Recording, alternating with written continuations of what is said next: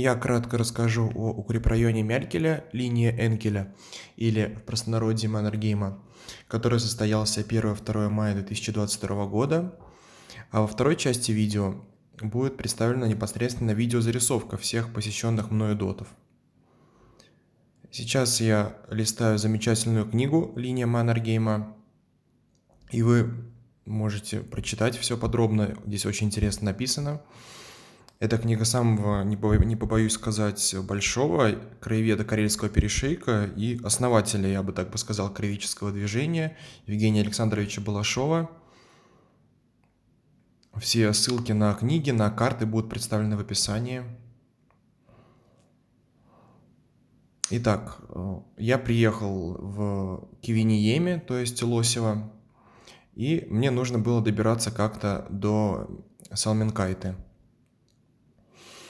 Это сделалось довольно-таки непросто, потому что туда не ходит ни автобус, ничего вообще. Железнодорожная ветка была, и то в Зимнюю войну разрушена, и все. Вот. И поэтому, прикинув по карте, я понял то, что самый верный вариант – это добираться автостопом, потому что так быстрее. Итак, сейчас немного долистаю, чтобы вы могли посмотреть, а потом уже перейду к другой карте. Вдохновился я этой поездкой именно благодаря сайту terioki.ru. Вот. И потому что там увидел очень интересную карту, где было сосредоточено очень много количества этих дотов, очень много их было. Но ни на каких картах, ни в Викимапе я не видел этих дотов, обозначенных на карте. И поэтому, конечно же, очень хотелось быть первооткрывателем, первоисследователем.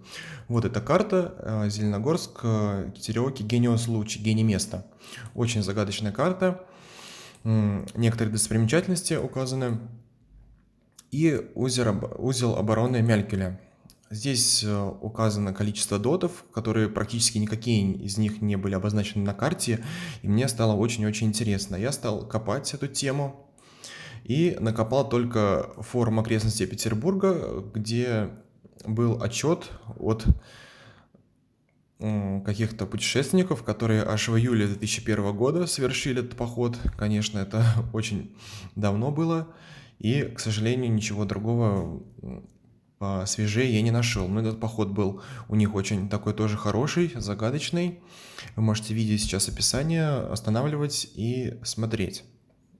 Очень интересно здесь написано. И самое главное, что эти ребята оставили координаты некоторых дотов. И это все можно будет посмотреть. И я также это все посмотрел. И списал эти координаты, списал описание. Но это не все доты. И вот их фотоотчет. И также Салменкайта все-таки еще ждет своих исследователей, как я решил назвать это видео, потому что, опять же, на форуме кто-то отписался об этом, эта фраза прозвучала, потому что доты я посетил не все. Вот, вы можете видеть, какие доты я посетил, а какие не посетил. Еще очень много, и, естественно, там другие тоже какие-то артефакты есть. Я тем более не копатель, не копал. Там вообще очень-очень много, куча интересного можно найти. Так, итак, вышел я в Кивиниеме, получается, и первым делом прошелся вдоль трассы Сартовалы, где-то с километр до устья реки Сайн-Йоки, Волчий. Там очень красивое место было, и я набрал воды из родника. Вот. Дальше поехал, получается, прошелся, точнее, вот до развязки, и вот здесь где-то начал стопить, и, как ни странно, буквально через 5 минут остановились, меня подвезли до поворота какого-то, где-то до сюда, и потом еще немного подвезли, и все нормально, я добрался, в принципе, обратно тоже так же, очень быстро, вообще очень круто. Итак, я списал все вот эти вот доты. Укрепрайон Салменкайта был рядом с поселком Зверево. Зверево тоже называлось Мялькель, и, то есть по названию этого поселка назвали и узел обороны. Вот вы можете также почитать его описание.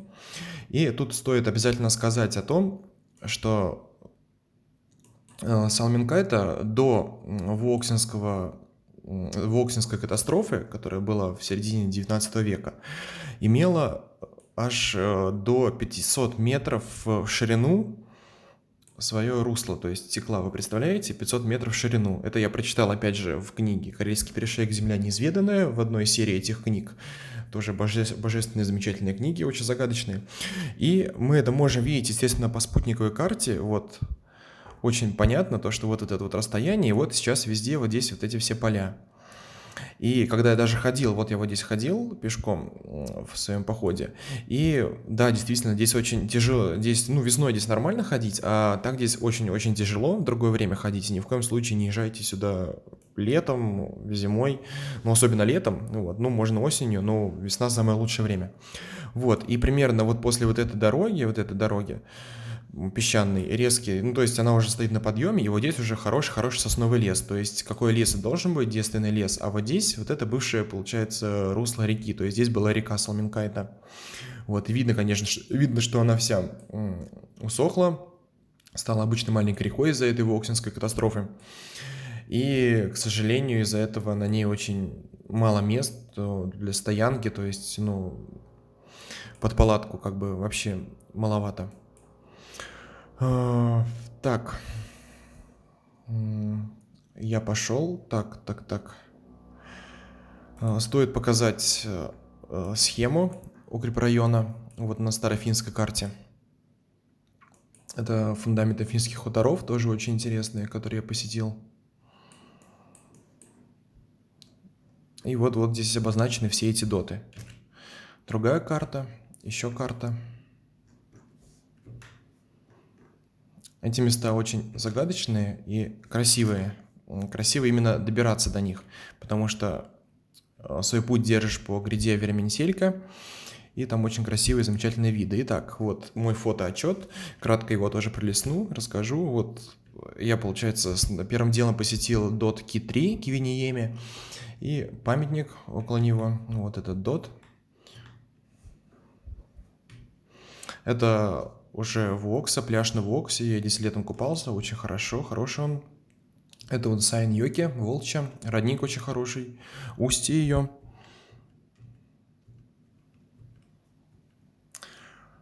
И потом меня высадили около загадочного озера, болотное такое, называется оно Объезжее, по-фински Каатралампи, я прочитал.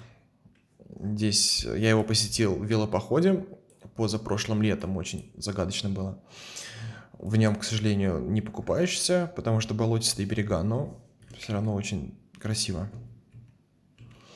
К следующему озеру, получается, я пошел по дороге к Салминкайте. Это Смоляное, Терволампе. Оно хорошее, здесь есть места для стоянки, очень красивое. Потом пошел к полю. Вот, здесь тоже какое-то очень загадочное место.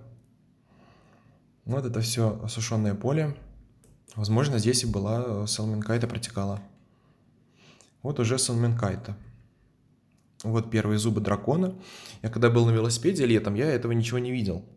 Вот, посетил несколько дотов, и то еле-еле. К многим пробраться просто не смог. Вот. И вот я начал углубляться в лес.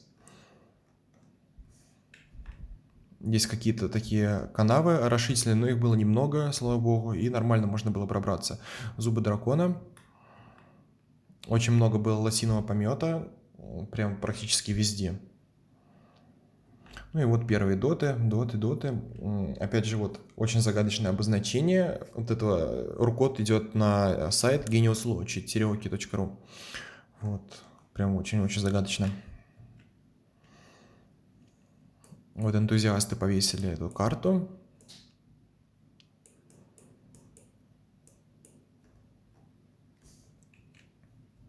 Разные доты, шалаш и так далее.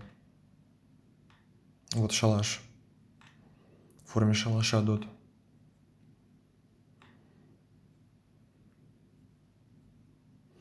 Ну, вот, в принципе, все. Я медленно продвигался по бурелому. Ну, бурелом там не такой уж прям большой, потому что весна. Но было интересно, то есть не было так прям неприятно. Подошел я к убежищу Мя-2А. Вот оно прям стенка такая наверху.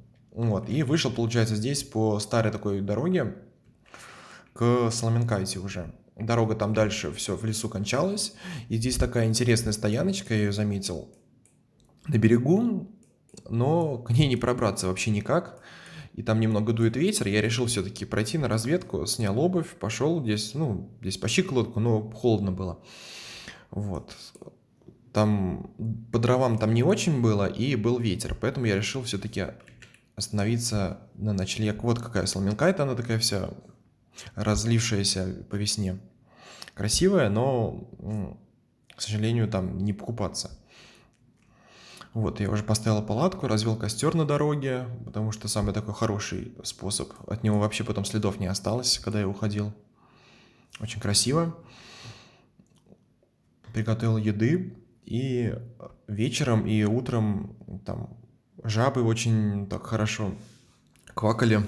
Очень было прям атмосферно, потому что около реки. Ну и вот уже утром я сфоткал жабу, лягушку, и пошел посещать дальше. Это финские хутора.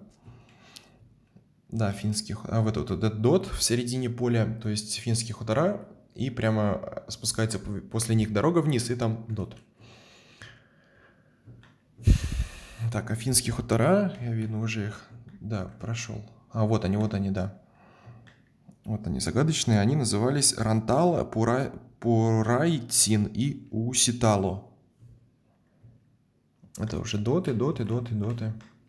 Будет все их описание, которое я смог найти. Вот это какой-то котлован, может, здесь тоже был дот или какие-то бои. Вот, все, потом дальше видео будет, то, что я там записывал. А это я дома уже пишу. Так, это вот дот какой-то около лэп. Всегда было добираться не очень, потому что там по траве. Это дорога такая заброшенная, которой нет ни на одних картах. Вот этот дот, по-моему, прямо недалеко от реки. Там был бурелом такой. Бурелом был, да. Было не очень приятно. Но это и так можно пережить. Это я уже подошел к современному коттеджному поселку, который вот недавно появляется только. И здесь увидел страшную просто картину, варварски, эхо времен войны. Вот сюда сброшено вместе со всяким мусором, с граблями какими-то, с деревьями. Вот это граната или что, я не знаю. То есть это вот зимней войны, эхо зимней войны осталось, и просто это сюда варварски так сбросили. И я, получается, шел вдоль забора к Соломенкайте и увидел огромнейший ряд надолбов зубов дракона. Вообще, это тоже меня поразило, очень загадочно. Вот, и это еще более загадочно. На них надпись была, может быть, кто-то это построил, может, кто-то, когда строили, решил просто прикольнуться, написать. Очень загадочно. Я прочитал это как Хоитинен. Вот, не знаю, то есть Нен, значит, это фин. Фин. Вот, какой-то фин. Прям очень загадочно, атмосферно. Вот дот, который прямо рядом с домами. Один там дот, я его, по-моему, не нашел, наверное, уничтожен уже при строительстве. Вот, и скоро, да, тоже это все, они постепенно они строят, и, несколько дотов, конечно, не все, но там они расширяются, может, лет через 5, через 10, 1-2 дота они уничтожат. Вот, вышел я к берегу, здесь он более-менее облагорожен, можно даже, наверное, покупаться. Частный пирс там стоит. И пошел дальше к другому доту, и тут меня окликнул какой-то этот Абдулла, их работник, и сказал, что здесь вообще типа нельзя находиться. Я говорю, в смысле, с какого перепуга, это же, природа, вот доты, загадка линии Маннергейма. Он, конечно, ничего не понял, хотел мне что-то кому-то отвезти, к его, начальнику или что. Я просто сказал, что мне нужно туда, свернул в поле к доту, пошел к доту, и пошел дальше, потом в лес, к дороге. То есть там, чтобы вы понимали, там никаких заборов нету, то есть такой левый такой коттеджный поселок. Конечно, это неприятно все, но пробраться еще можно. Не как, например, к дотам в Белоострове, там, да, похуже. Вот, в некоторых местах еще замерзло все. Котлован какой-то. Вот здесь у Дота я нашел на Доте где-то или на дереве лежал старый-старый котелок, вот, то есть копатель какой-то оставил, где-то я его сфоткал.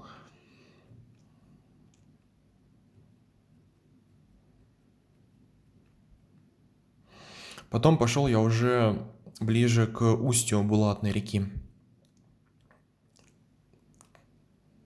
через поле, вот, через поля, и вот роща Лухтасаари, где шли бои, большие бои были, кровопролитные, ну и вообще на этом укрепрайоне тоже были бои кровопролитные, вот, но это все незаслуженно забыто.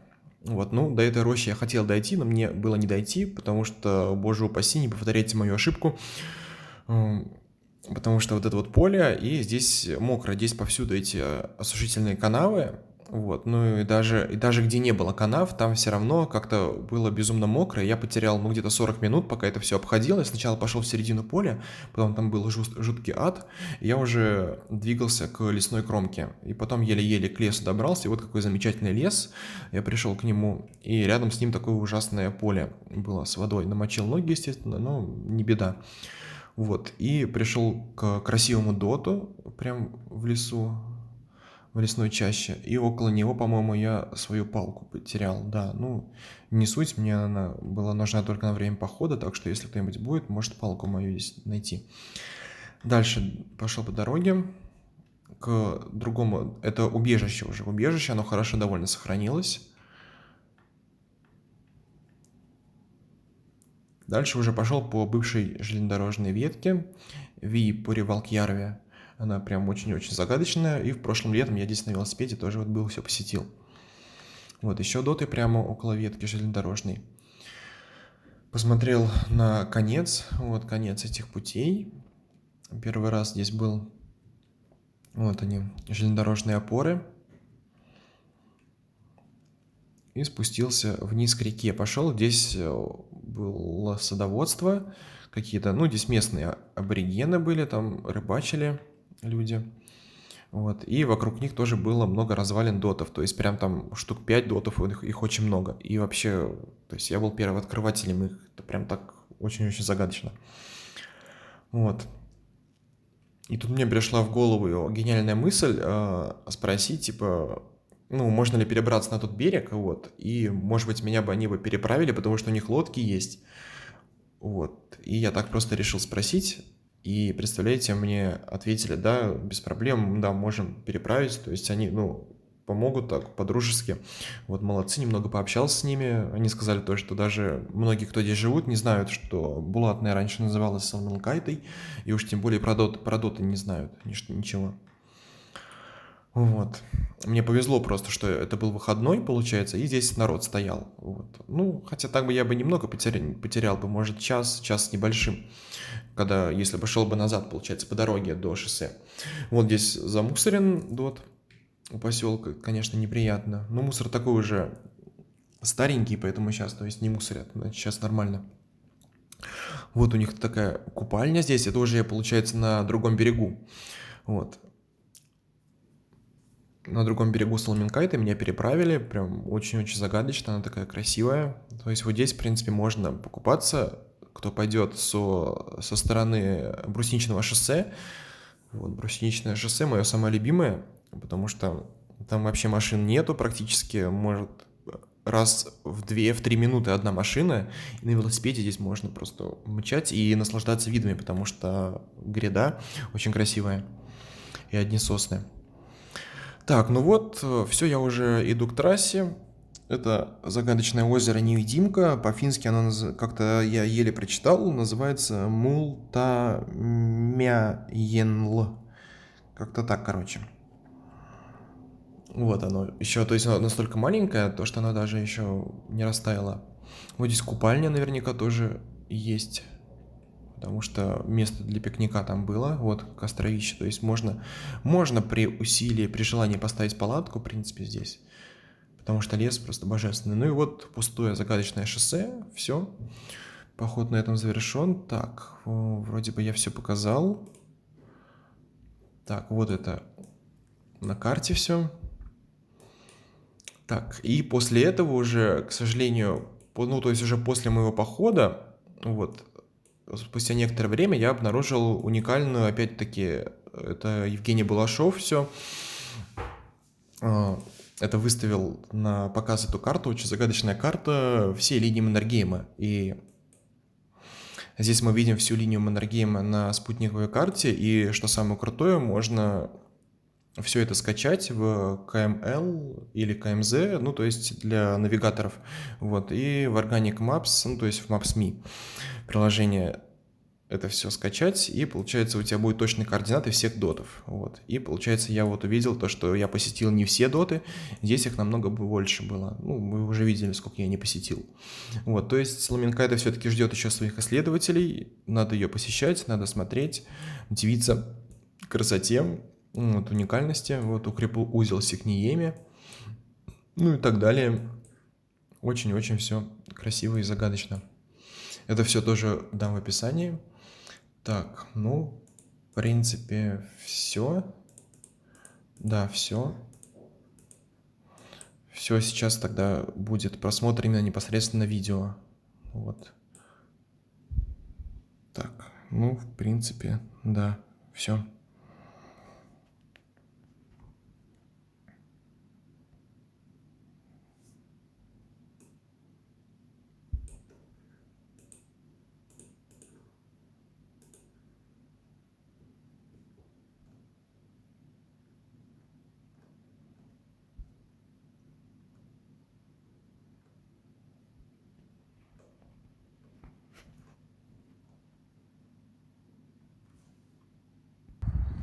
Что вот это такое? Современность или какой-то узел связи времен войны?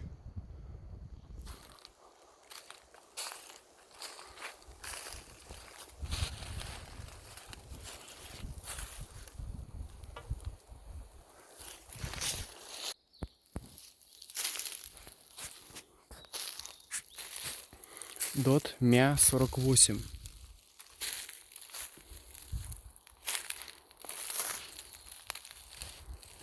Это можно назвать дотом, конечно, только сомневаюсь.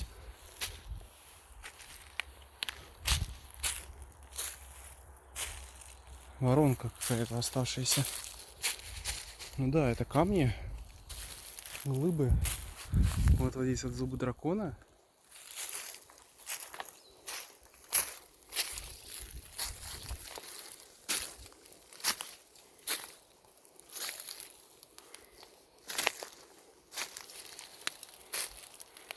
Вот остатки от взрыва.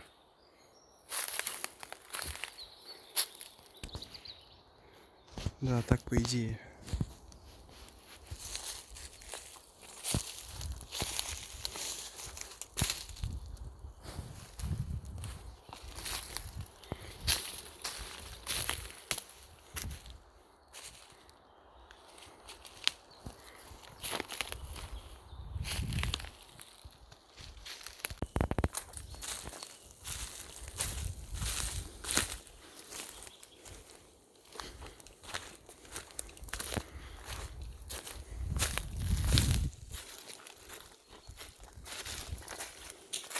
Вот МЯ-1 находится прямо у дороги, которая выводит на шоссе.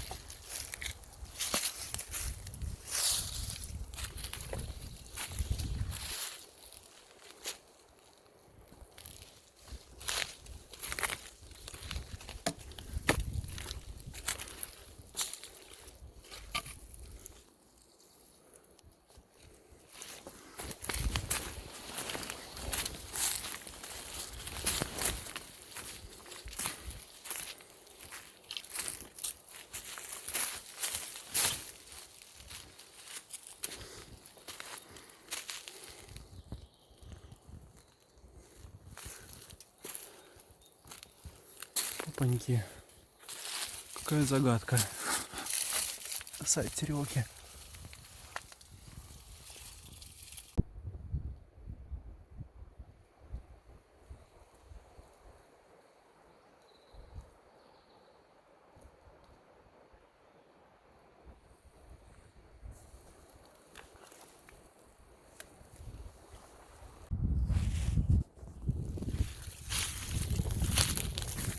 МЯ-21.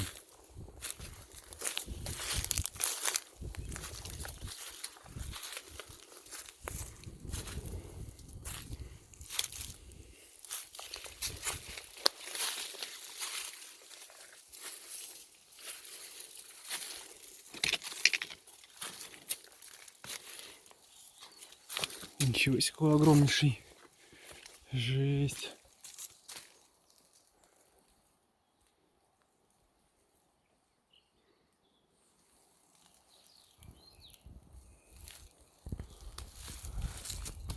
А это что, какая-то амбразура?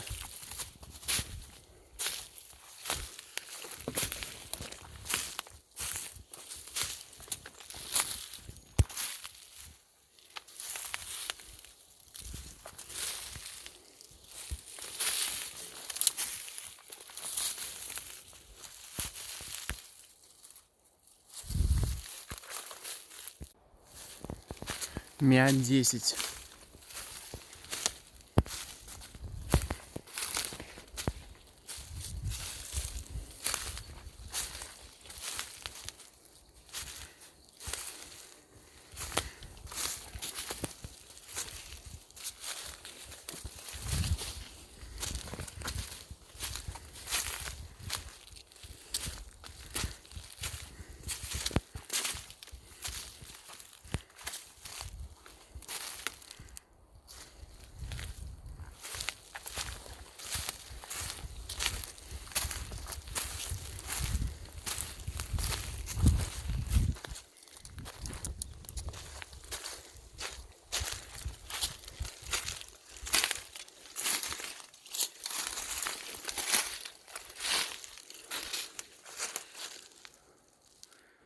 Ров какой-то противотанковый или что там?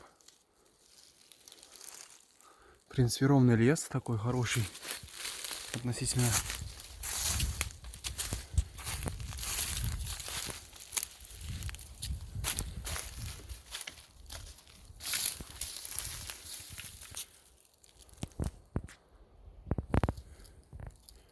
Я не понимаю, что вот это вот такое, как будто бы ровный ряд, просека такая. Для танков или что? Вот там этот дот.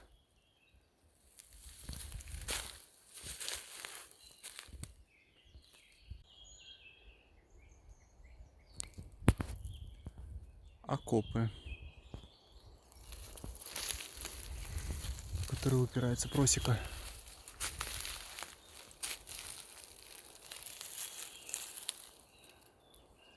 Там уже дом.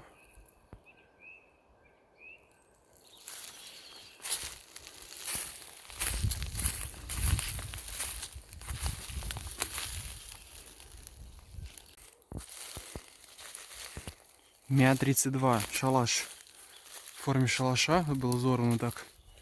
Естественно, в таком состоянии возвышается прям. Снизу его увидел, так, конечно, сильно было, сильно это впечатление.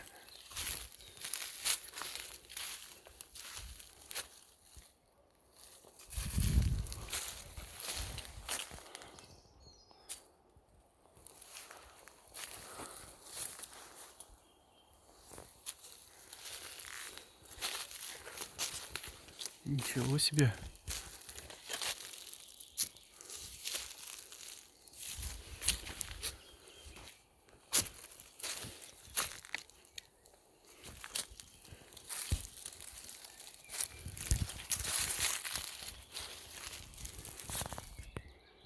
Какой гигант.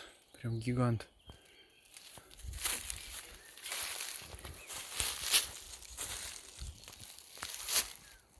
Ходя до этого дота, примерно 50 метров, справа от дороги, окаменевший цемент. в мешках, а также груды камней, железа и сгнившие носилки. Вы представляете? Вот это вот все сохранилось. Обалдеть. С Зимней войны. Оказывается, это окаменевший цемент. По поводу носилок и камней. Ну, камни-то есть, носилки я не знаю. Наверное, не сохранились. Ну вот это вот точно, представляете?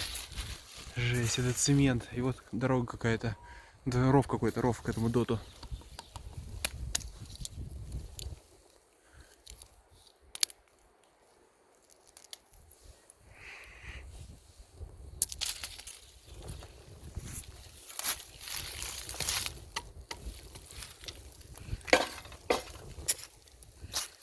Офигеть.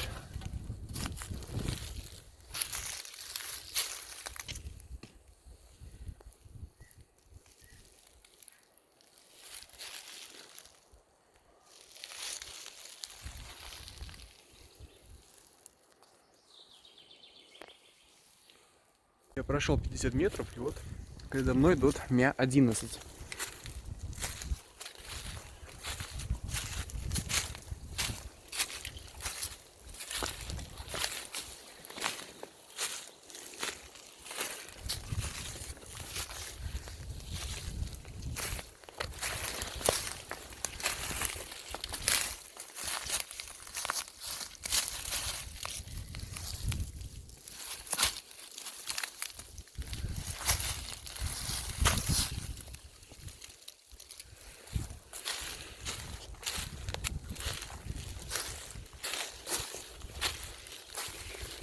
Вот этот цемент, получается.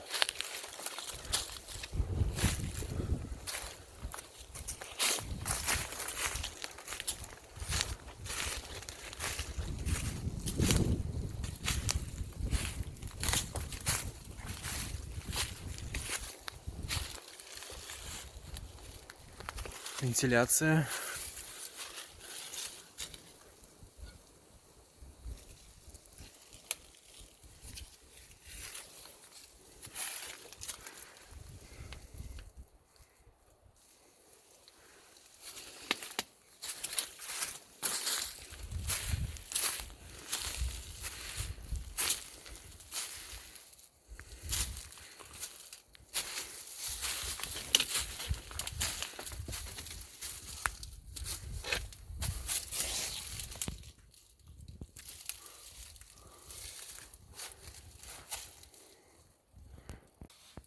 Внутри дота Мя-11.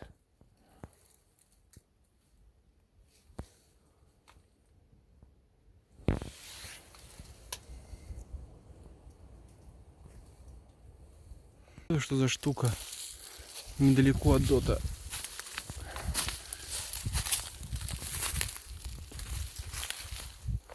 Какая-то штука фигня.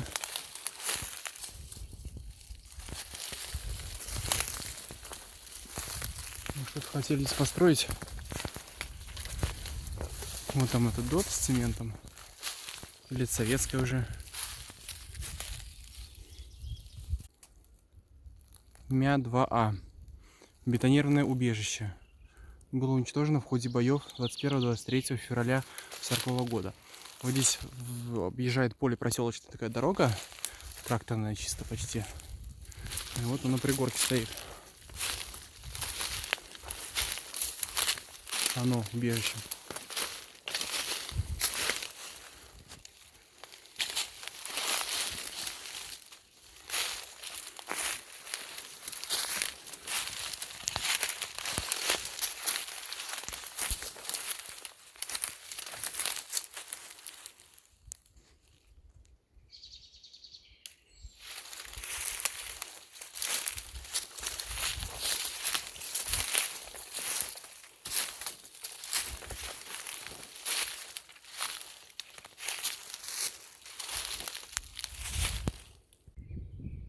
Что называется, близок локоть, да не укусишь. Хорошая стояночка. Но не пробраться к ней вообще из-за половодья. Здесь дебри такие. Там, ну так, немного глубоко. Вот, неприятно. Вот здесь тоже я попробовал, но не получилось. Конечно, можно постараться, там вот бревно еле притащить, но не знаю, на таком ветродуе, хоть ветра и не обещают, но... Заросший фундамент финского дома.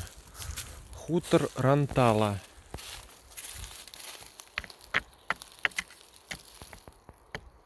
Что-то камень такой слишком новый для финского. Так, подождите-ка.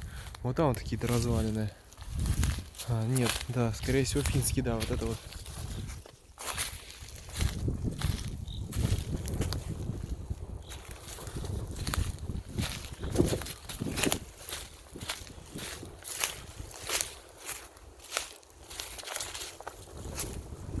Здесь было строение домов, несколько, да, действительно, такая загадка. Вот еще один фундамент финского гранита.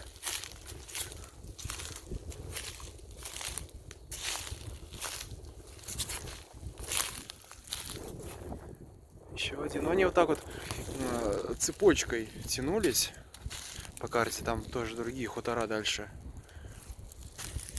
Вот такая загадка.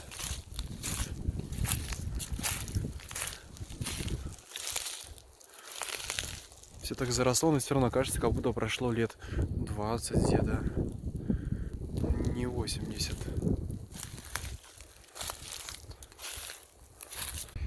Продолжение хутора Рантала. Вот там вот за деревьями фундамент. И вот здесь, судя по карте, была тоже какая-то то ли дорога финская, то ли что.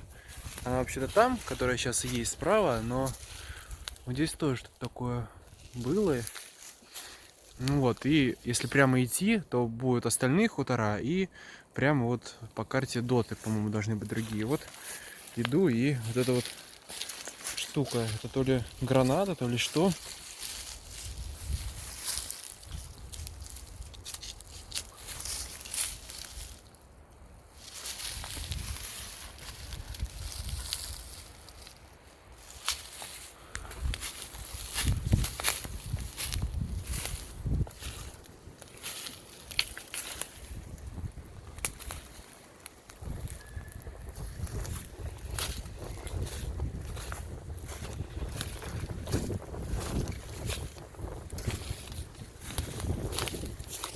Вот какая-то просека прям на поле.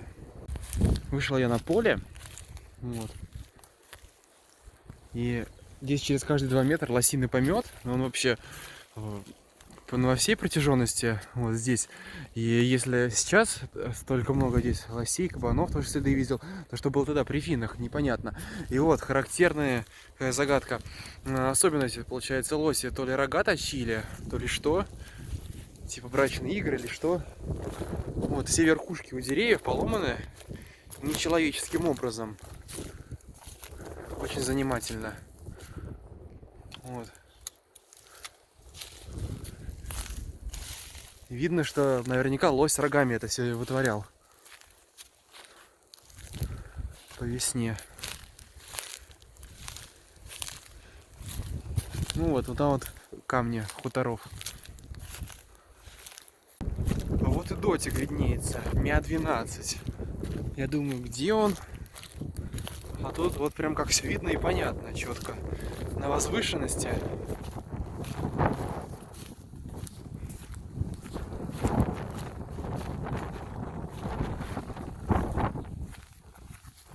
Защищал свои вот эти вот родные дома.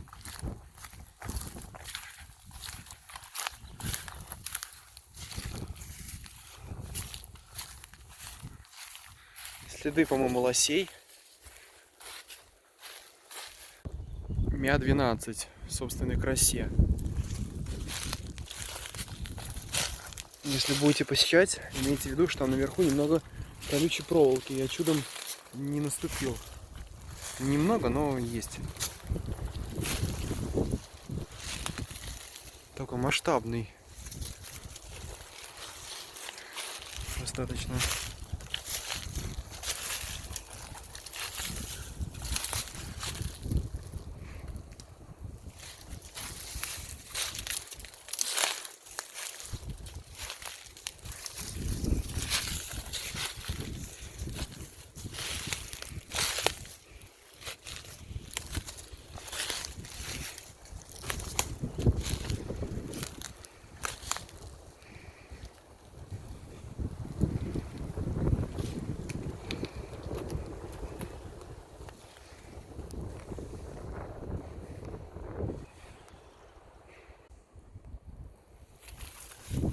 грандиозный дом, фундамент.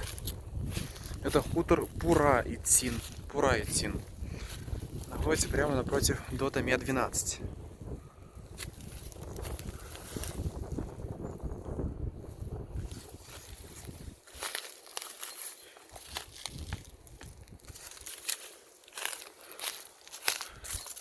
Все. Кормушку кто-то прицепил. Вот, и продолжается. Впереди такая то ли дорога, то ли что. Вот это вот старая просека финская.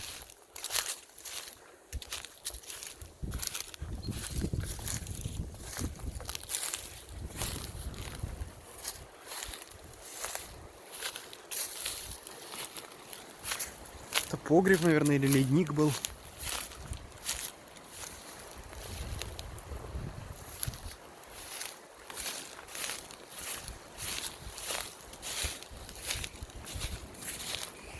Уже руины.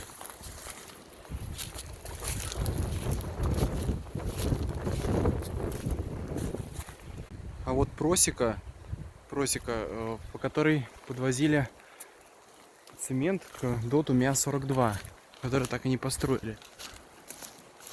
Представляете, какая загадка? Просека видна. Ну и вот здесь, получается, строительство должно было начаться. Сохранился котлован, пишут, или что? А вот, может, вон там возвышенность. И колодец. Вот это вот что? Вот это вот, наверное.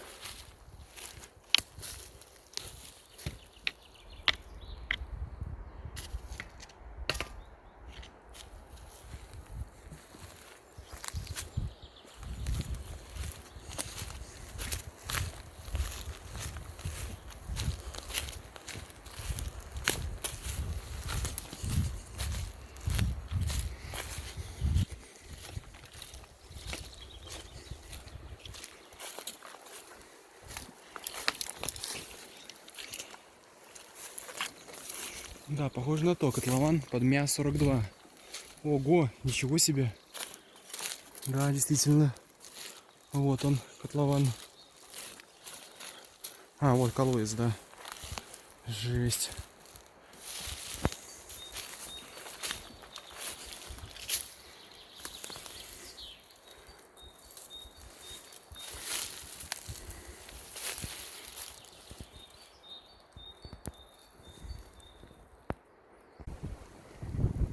Вот хутор Ууситало.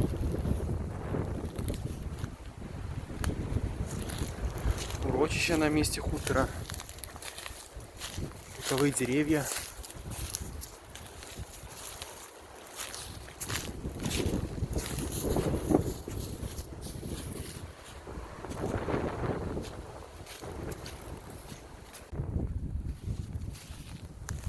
Мя-23. Типовой ДОТ. Оставлен гарнизоном 28 февраля 40 года. Остались какие-то отвалившиеся амбразуры.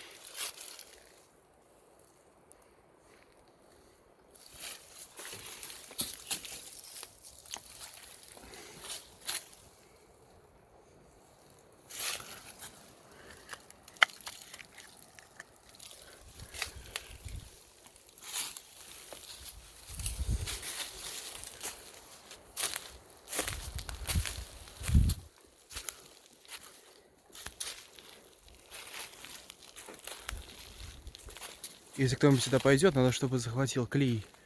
Приклеить. У меня нету.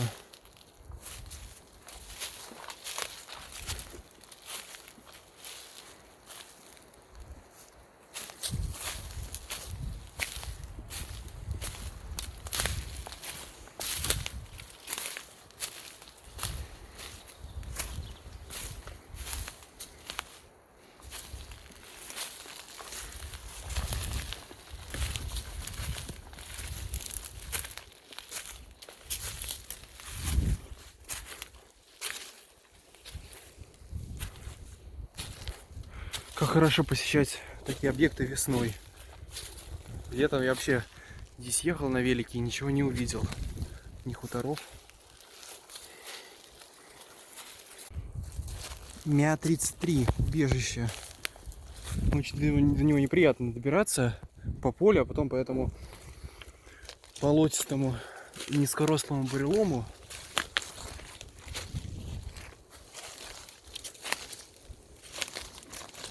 Осмотреться не на что.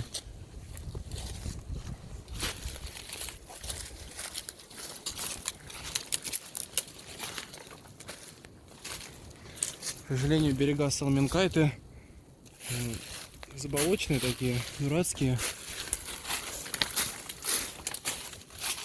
Не как у Волчьей, короче.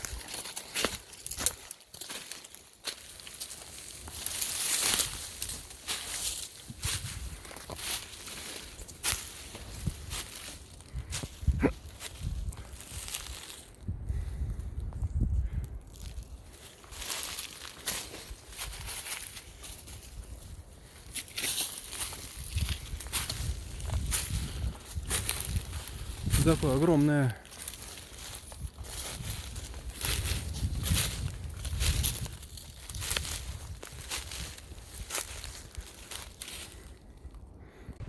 Вот это, возможно, Мя-24. То есть, точнее, от него воронка, его построить не успели, я так понял. Вот дорога рядом. На карте его просто увидел, но сведений нет. Возможно, здесь ничего и не предполагалось строить. Мя-13. Убежище, наверное, взорванное. Сюда очень неприятно добираться. Облегчает это добирание просто вдоль лэп, как бы поле. Вот, но неприятно то, что очень-очень много лосиного помета. И не только. Там такие коричневые, может быть, кабани. Вот, ну, я не знаю еще кого. То есть стремновато. Стремновато этого настолько много.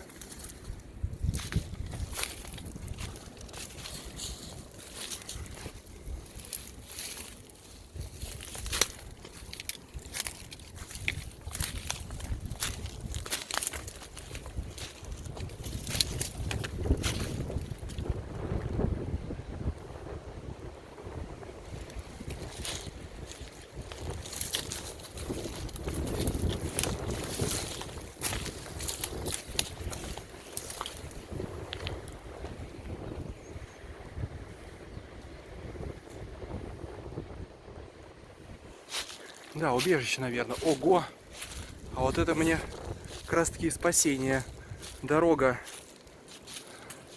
То есть сюда, наверное, подвозили для него цемент. Потому что на карте дороги нету.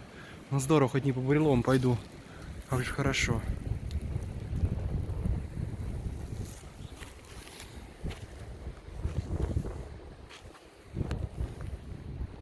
Дорога оказалась довольно хорошей. И через несколько шагов мы подходим к убежищу Мя-34.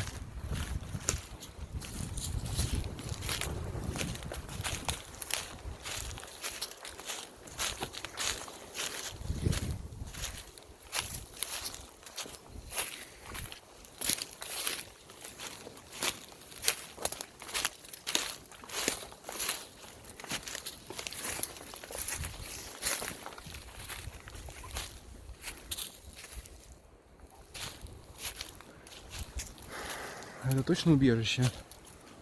Слишком такое огромное.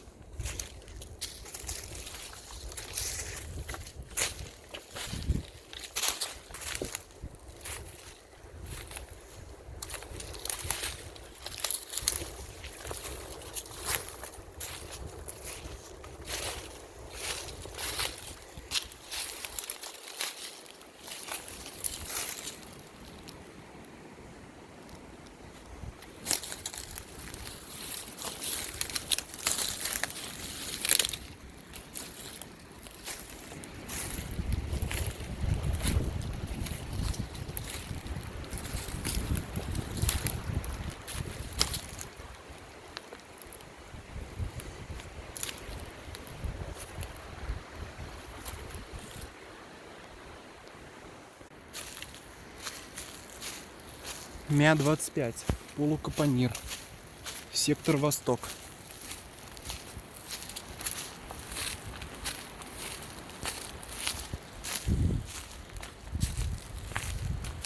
Сохранился хорошо.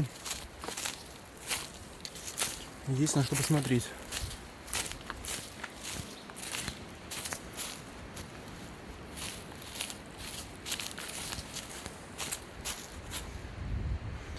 Да, действительно дает представление о планировке других дотов.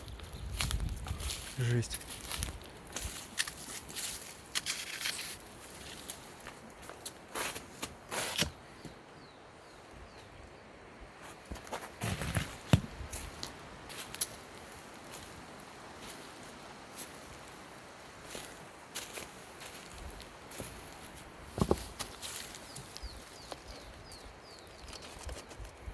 Застряла какая-то штука.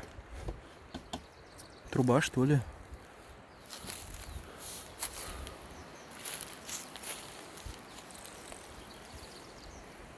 Какая хорошая там дорожка к нему ведет.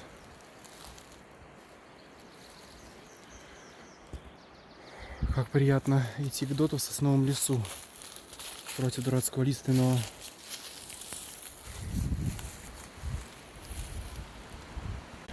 Местные владельцы коттеджев готовили к мусору найденные вот это вот то, что я уже видел, гранаты. И что, жесть. Вот так это все здесь валяется. Я иду к доту МЯ-14.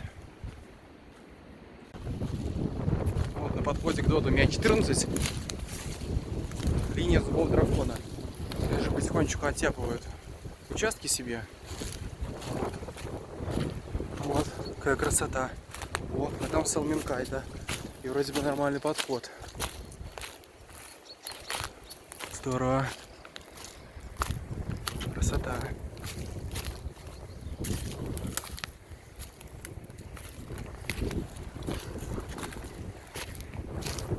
Ого!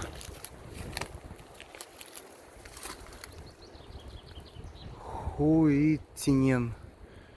Ничего себе. Так кто такой?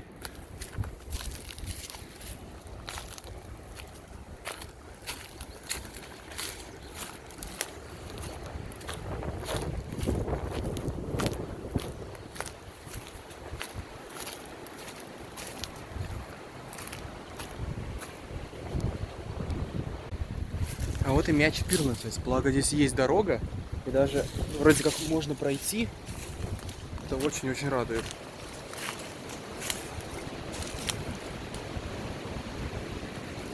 Как же помогает ветер.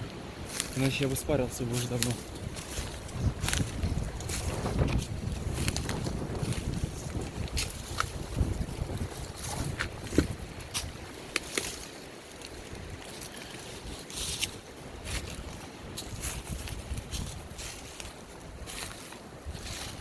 Да, тут уже чей-то участок. Странно, что дот не захватили. Наверное, просто не нужно им это. Нет денег избавляться от такой груды. Так бы прихватили.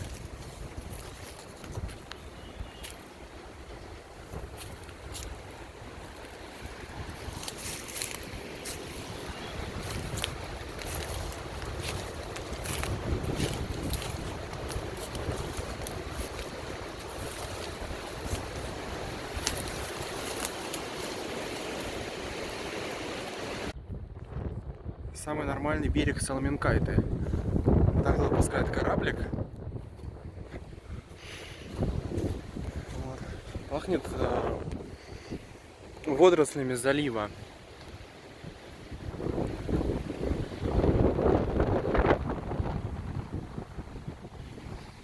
Да, здесь вроде как даже не подниматься.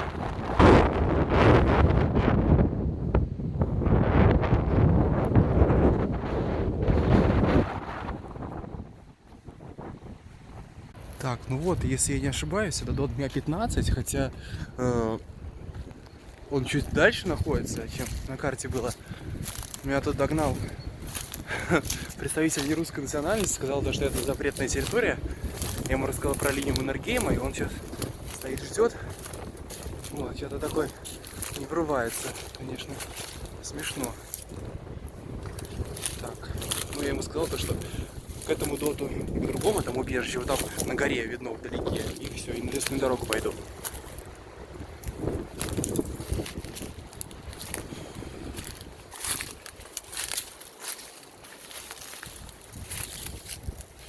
Куча мусора. Вот, обходим дот или убежище, чтобы это ни было. Вот Салменкайта, ее болотистые берега.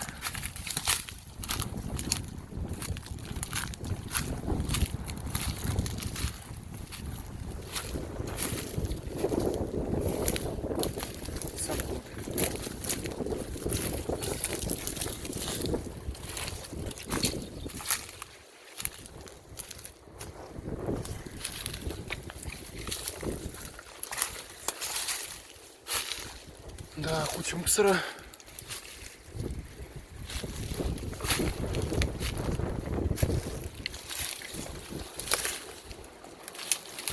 Спускаться не хочется, но и не надо.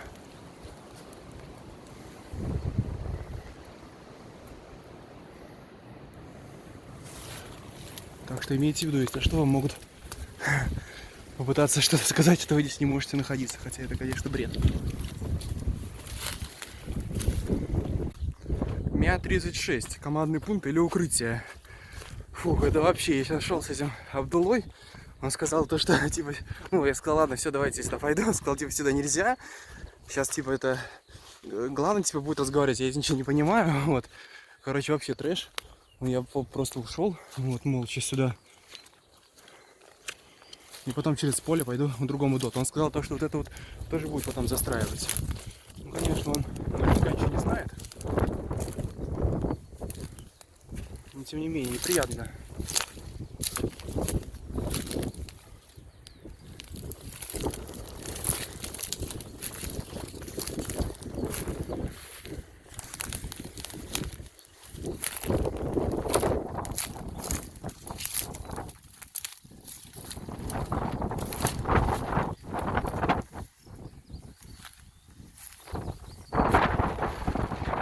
Исторический дот, а он 0 внимания.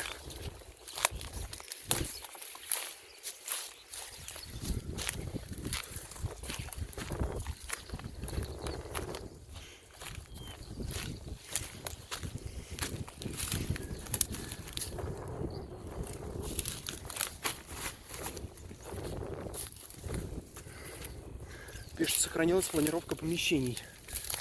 То есть это внутри, что ли?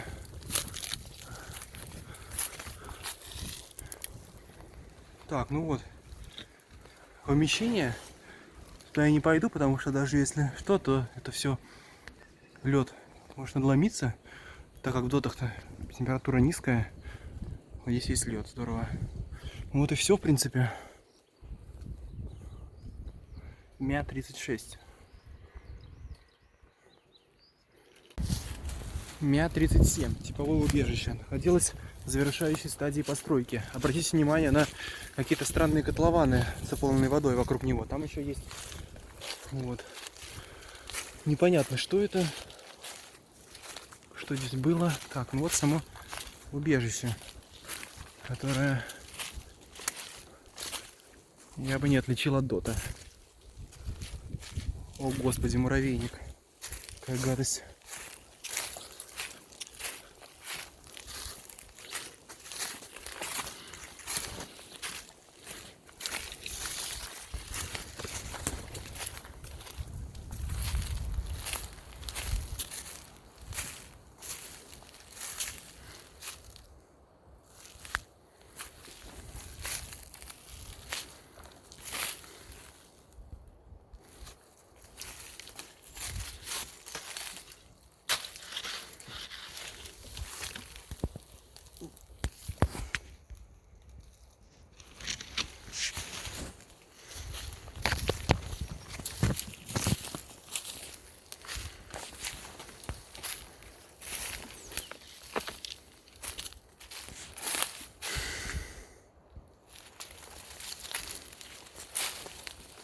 Руины, да и только.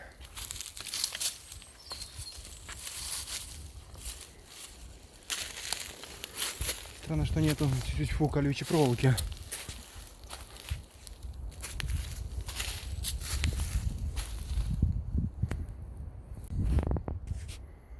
Кто-то оставил ископатели, наверное, котелок, по-моему, около Мя-37 положил сюда. Скорее всего, это котелок. Да, у меня такой же я сегодня варил. Вчера. Ну, только он был изначально темно-зеленый такой. И сейчас весь в саже. Что-то такое.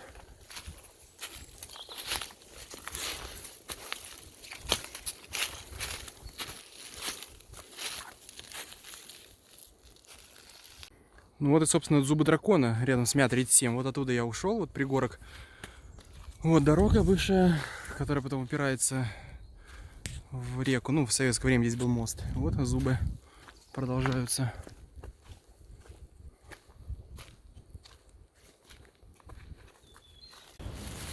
Опять воронки. Или что это? И Мя-16. Типовый полукапонир. Типовой. Находится недалеко от этого поля. И вот я вот около, ну там находится роща Лухта-Саария, за которой велись бои.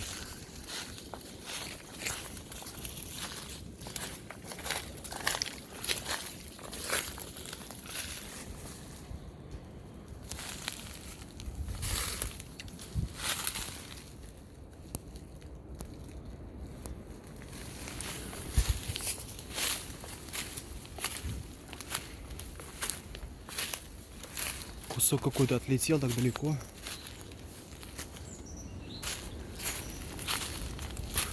Еще одно озерцо.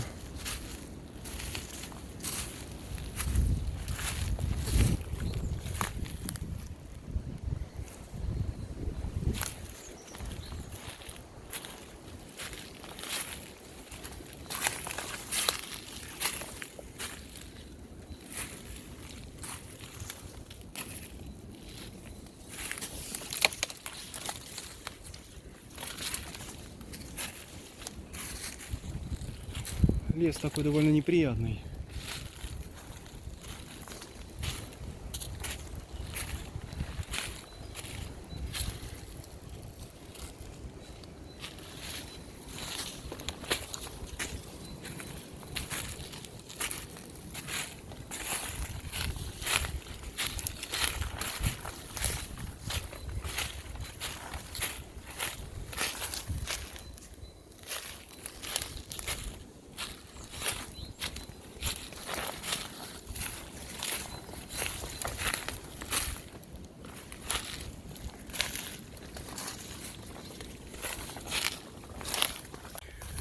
Позади меня осталась роща Лухта-Саари, за которую шли бои упорные. Много человек погибло. Я туда не смог пойти, потому что было там канав много. Вот, только лось там прошел бы. Там куча следов и есть. Я сейчас иду, мне надо вот так вот, ну короче, вдоль поля. Вот. И будет уже основная дорога, которая бывшая ЖД. По ней выйти к остальным дотам. Я вот здесь заметил. Вроде это вышка на кабана. И какой-то, может, охотничий домик. Я так думаю, оттуда должна быть дорога какая-то более приятная. А то здесь вообще вот это вот тоже канавы какие-то. Опять воронки. И дот Мя-28. Сохранился очень хорошо. Потому что находится в такой глуши. Это что-то. Везде это лоси, деревья. Коров чистили здесь. Да. Короче, не идите никогда по полю, потому что я сейчас пошел, и там эти канавы, везде канавы, вот, и я очень долго обходил, и в итоге все равно шел по кромке леса.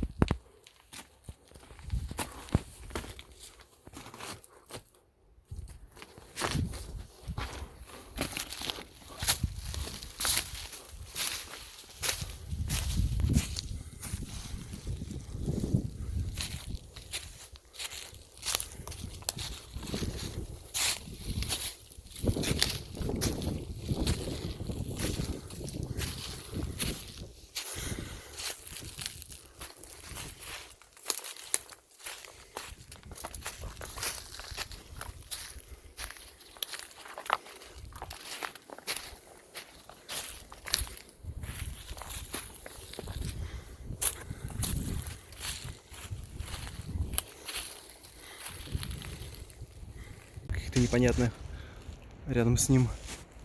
То ли гранаты, то ли мины. Очень неприятненько так. Мя-53. Вот рядом с дорогой, там вот где-то котлован, там руины хутора. Это тот. Находился в незавершенном состоянии, написано. Одни пишут, что это ДОТ, другие пишут, что это убежище. Но это ДОТ. Опаньки. Наконец-то понадобится мой фонарик. Наконец-то.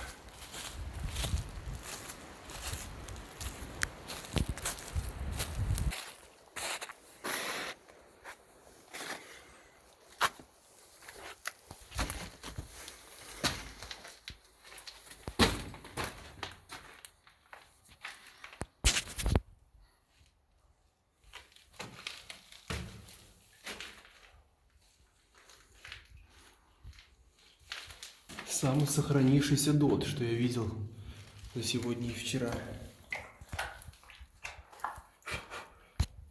Так, вода не запирается.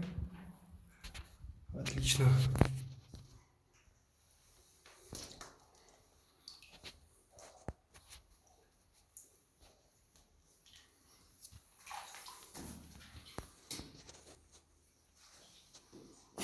Фу. Мошки летают.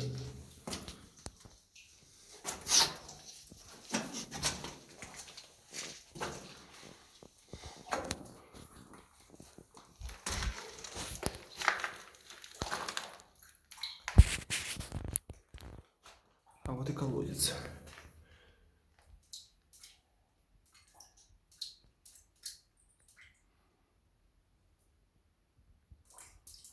Да.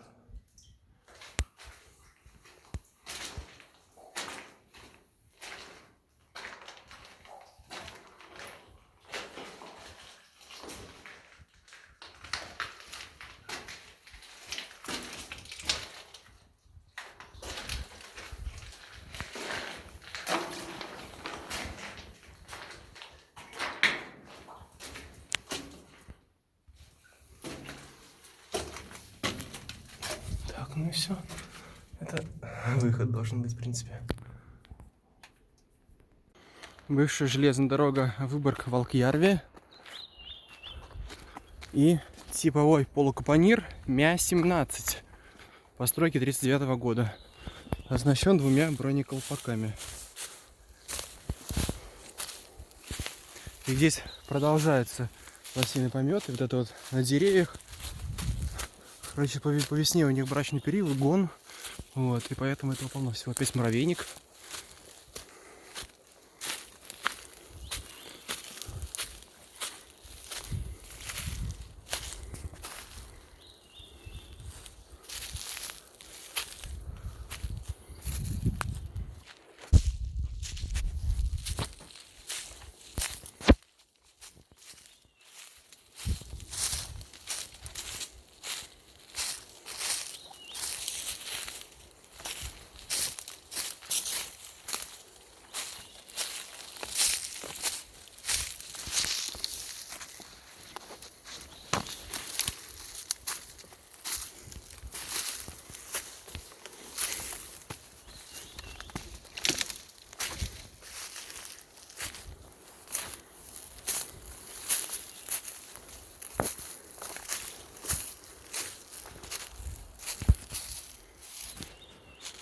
Почему укрепрайон Мялькеля такой неизвестный?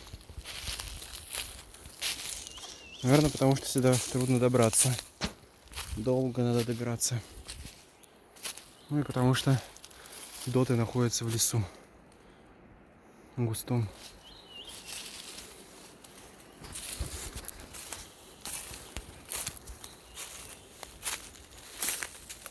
Ну и потому что он не основной. Даже не Сумма-Ярве, где была прорвана линия. Вот все. Дорога поселок повернула налево, а линия ЖД-ветки идет прямо к станции Пуннус. Вот это осколок от Мя-18. И вот сам Мя-18.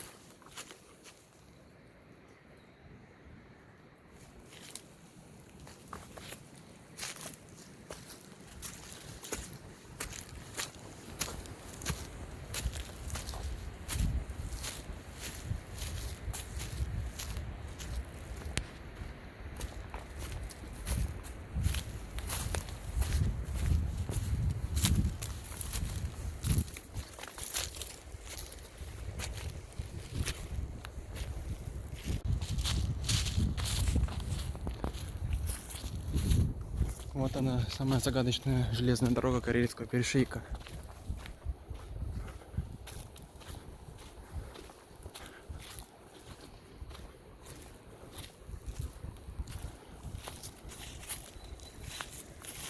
Очень жалко и дико обидно, что здесь не перейти вброд. Мне надо 7 километров, даже чуть больше, ехать час назад.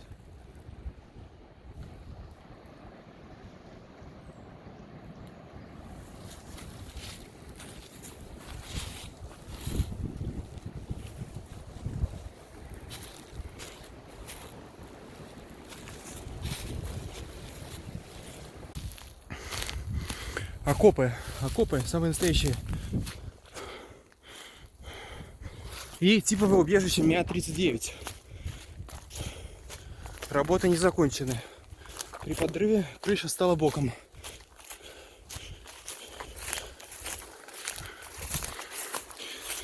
Я что-то, наверное, подзабыл, как выглядит убежище. Потому что я помню в Суммаярве их, вот. Ну, такие маленькие они. А это что-то, я бы сказал, что дот. Ох, сейчас бежал. Потому что, возможно, я попросил меня сейчас на ту сторону Салминкайты переправить на лодке. А это хотя слишком хорошо, чтобы быть правдой, но было бы круто.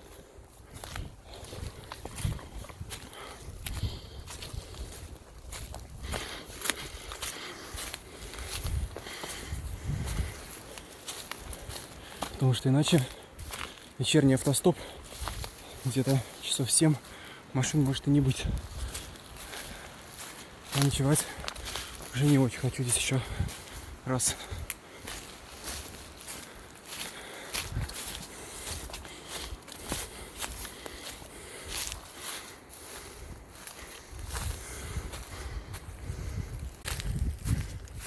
Мя-46.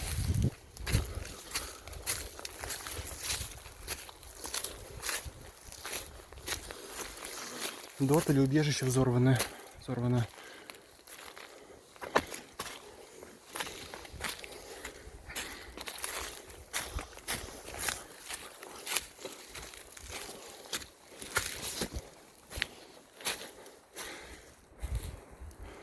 Слишком масштабно.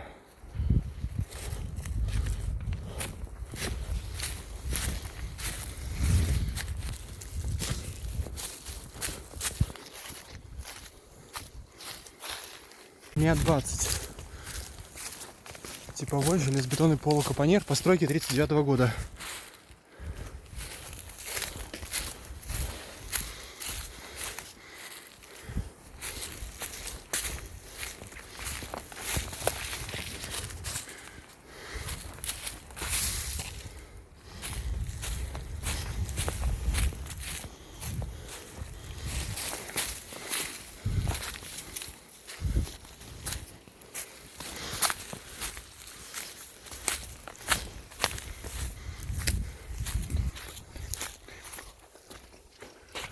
Вот Салминкайта.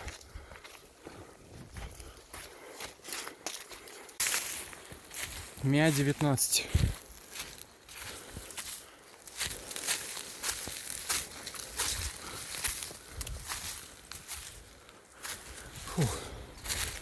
последний посещенный мной за эти 2 дня дот или убежище.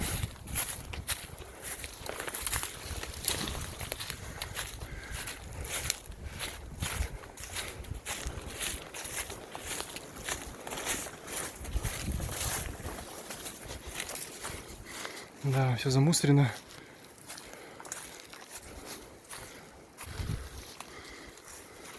Ну вот и подошел к концу мой 2-дневный поход по линии Маннергейма, укрепрайон Мялькеля. Случилось чудо, и меня подвезли на лодке. Вот. Это вообще. И я из этого понял то, что надо только лишь попросить. Я боялся попросить, но все равно попросил. И так что просите, и вас услышат, и вам помогут. Вот. Не надо никогда ничего бояться. Просто надо попросить. И совершенно там добрые люди, хорошие, деревенские. Вот, так здорово, очень смешно получилось. То, что я грести практически не умею. Пару раз лодка вырезалась, но все равно нормально. Вот, меня довезли совсем немного на ту сторону. Я сейчас иду к своему любимому озеру, это Невидимки, и объезжему, загадочному, где меня высадили вчера, получается. Вот, сейчас... Ну и это мои любимые озера, потому что это гряда Времетелька. Вот, и очень здесь красивая местность. Я на велосипеде эти озера посетил в прошлом году. Вот. И сейчас буду стопить на Петербург уже. И еще хочу сказать то, что любая последовательность событий всегда правильна. Что это значит? То, что бы вы ни делали, оно всегда будет правильным, принесет какую-либо пользу. И с этим принципом надо жить. Я не хотел идти, как бы, в подсознании типа было, да брось ты эту часть похода, иди домой, но надо же посетить все доты, надо же все сфоткать, все записать на видео. Вот. Я пошел и попросил, и теперь я выиграл 1,5 часа где-то времени примерно. Ну, может, чуть поменьше, но все равно. И это очень круто, получил незабываемое впечатление. И здесь намного легче стопить. Вот. А также Соломинка это все равно ждет своих исследователей. Как я прочитал очень интересное высказывание на Раунд СПБ. Вот. Я посетил доты, но, конечно же, не все. Парочку я посетил в прошлом велопоходе, в прошлом году. Вот, поэтому их нету здесь. Но они есть. Вот, и все есть координаты, будут написаны внизу. Вот. И, дотов на самом деле больше. Не доты, так котлованы. Это все равно очень интересно и загадочно. Но доты все равно еще есть неизведанные. И вся линия Маннергейма, хранит в себе очень много тайн и загадок. И это надо всегда понимать. Потому что Корейский перешеек было, есть и будет самой достопримечательной местностью. Петербург, Ленобласть, это точно. Вот. Может, даже Карелия, не знаю. Да, наверное, Карелия тоже. Хотя я не могу так утверждать слепо, но... Я когда ехал сюда, только когда мы подъезжали, я видел то, что снег, и, очень расстроился. Думал, что я буду по снегу ходить. А в итоге снега вообще практически там не было. Вообще не было там снега. Вот. Очень здорово, повезло со снегом. То есть что его не было. И очень повезло то, что не было никаких животных, не было кабанов, не было лосей. Вот. Что было действительно стрёмно идти. И надо нести с собой не только шоковый баллончик, а еще и свисток. Свисток я позабыл. Не понес свисток, но надо свисток с собой носить от них. Вот, потому что в таких дебрях я был. Это что-то. Вот, и ни в коем случае не посещать такие места летом. Боже упаси. Потому что, да, неприятно очень будет. И осенью тоже не рекомендуется крайне посещать, потому что, там-то будет нормально идти, но будет много воды. И самое главное, будет закат. 6 часов уже будет ничего не видно. А здесь так до 8 я был, все было видно до 8 часов. Даже позже, очень загадочно это. Так, вот, маленькое озеро Невидимка. По-моему, это оно, да. Еще даже во льду, по-моему. Вот. Природа гряды Вермисельги настолько уникальна, то что на десятки километров здесь тянется, сосновые бары тянутся. И здесь всегда можно поставить палатку. Всегда.